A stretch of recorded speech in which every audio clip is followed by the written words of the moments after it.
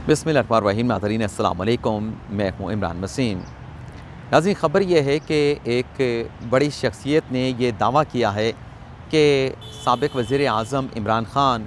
और पाकिस्तान तहरीक-ए-इंसाफ़ को आइंदा आने वाले दिनों में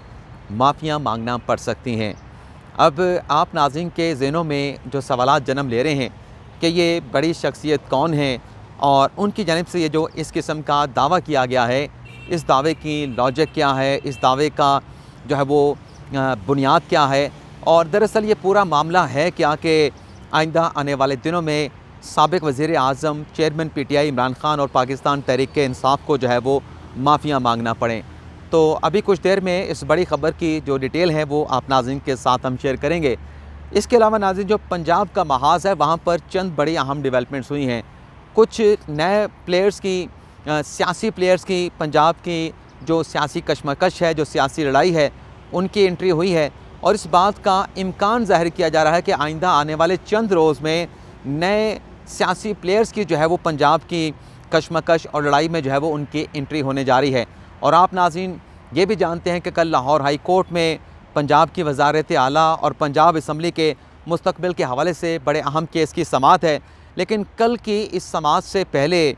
पाकिस्तान तहरीक-ए-इंसाफ़ और काफ लीग वो कौन सा काम है अगर वो करके जाते तो काफ लीग और तहरीक-ए-इंसाफ़ का जो एक नैरेटिव है, चाहे वो सियासी हो, चाहे वो कानूनी हो, चाहे वो आइनी हो, वो लाहौर हाई कोर्ट के सामने जो है वो मजबूत हो सकता था। इसके अलावा नाज़रीन, हमारे आज के वीलॉग की जो दीगर अहम ख़बरें हैं उनकी तफसीलात भी आपकी खिदमत में पेश करेंगे। तो पहली ख़बर से नाज़रीन गुफ्तगू का आगाज़ करते हैं और हमारी पहली ख़बर पंजाब असम्बली के जो डिप्टी स्पीकर हैं वासे क़यूम साहब, जिनके ख़िलाफ़ इस्लामाबाद में मुकदमा दर्ज हुआ।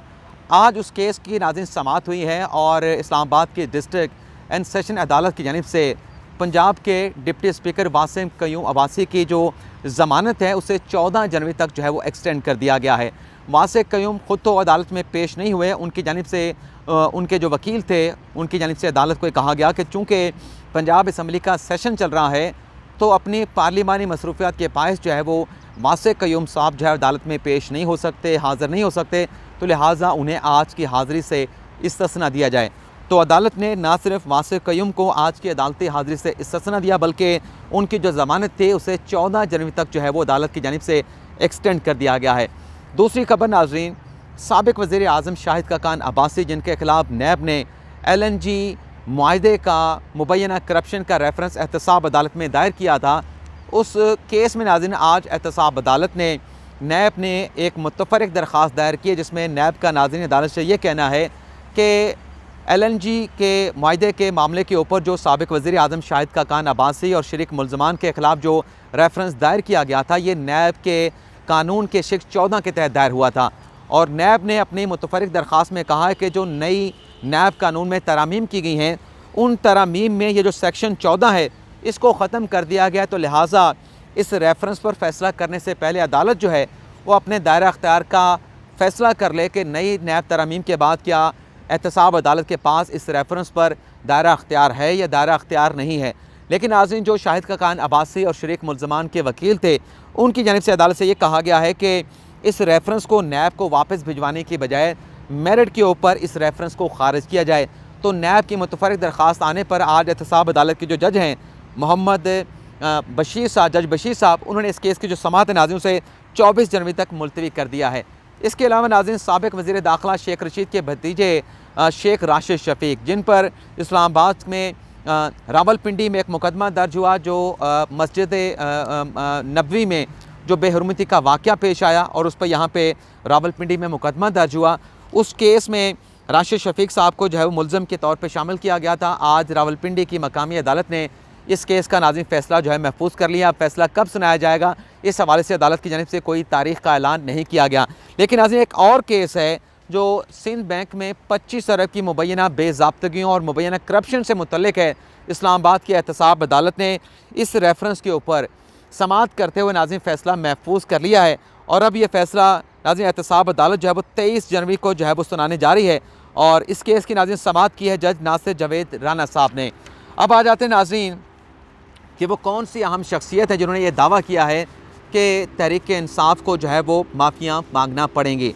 इस्लामाबाद हाई कोर्ट में नाज़रीन आज तहरीक इंसाफ की ममनुआ फंडिंग से मुतल्लिक जो इलेक्शन कमीशन ने फैसला दिया था, उस फैसले के खिलाफ जो PTI की अपील थी, उस अपील के ऊपर नाज़रीन इस्लामाबाद हाई कोर्ट में समाअत हुई है। हाई कोर्ट का नाज़रीन 3 रुकनी बेंच था, जिसकी सरबराही chief justice Islamabad high court Aamir Farooq साहब और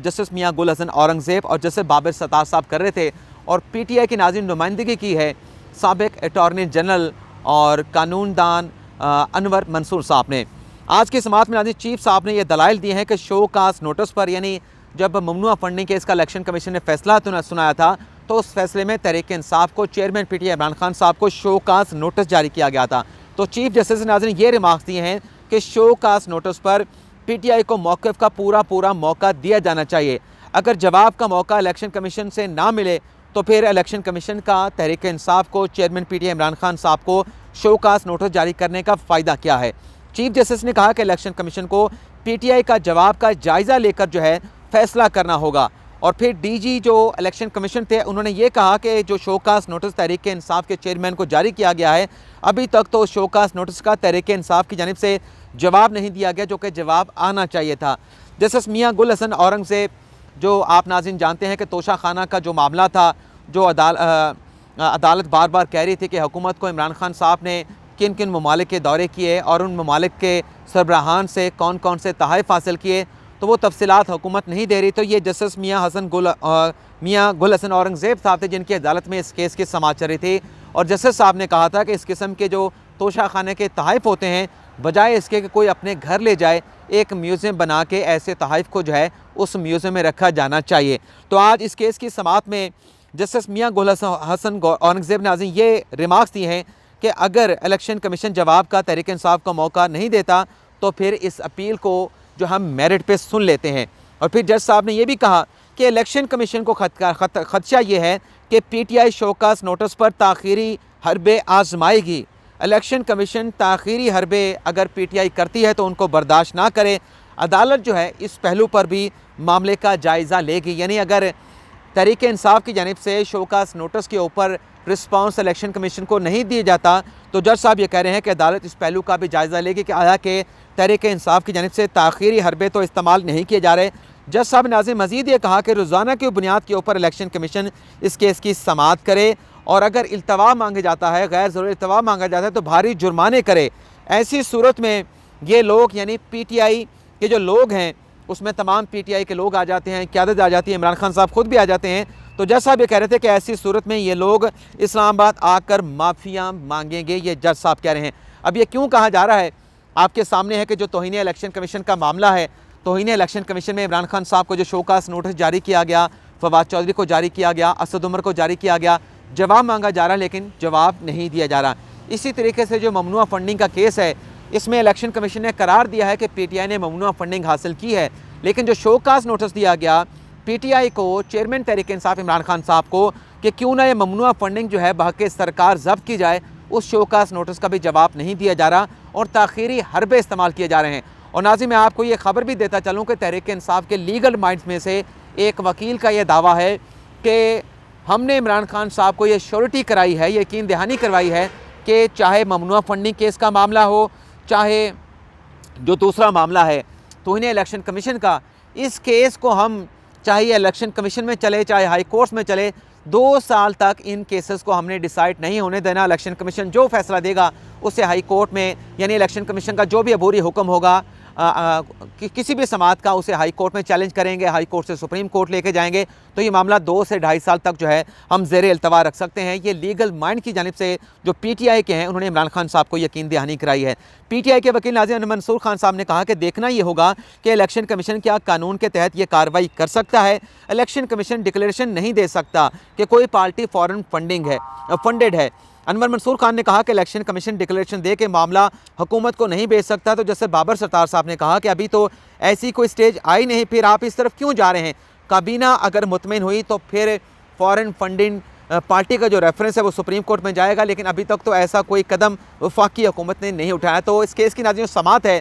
इसे कल तक मुलतवी कर दिया गया और कल भी तहरीक इंसाफ के वकील अनवर मंसूर खान साहब के जो दलाइल हैं वो जारी रहेंगे। अब आ जाते हैं नाज़रीन पंजाब के महाज के हवाले से। पंजाब के महाज में नाज़रीन आज सलमान शहबाज शरीफ साहब मुतहर्रिक हुए हैं और उन्होंने मुलाकात की है तहरीक इंसाफ के मुनर्रफ रहनुमा और साबिक सेक्रेटरी जनरल जहांगीर तरीन के साथ। और इस मुलाकात में नाज़रीन ओन चौधरी साहब भी मौजूद थे और रिपोर्ट ये किया गया है कि इस मुलाकात में सलमान शहबाज शरीफ ने, चूँकि कल जो है वो लाहौर हाई कोर्ट में समाअत होने जा रही है परवेज़ इलाही की दरख्वास्त के ऊपर जिन्होंने गवर्नर के ऑर्डर को चैलेंज किया था, तो इस मुलाकात में सलमान शहबाज शरीफ ने जहांगीर तरीन को वज़ीर आज़म का पैगाम पहुँचाया है और कहा जा रहा है कि अब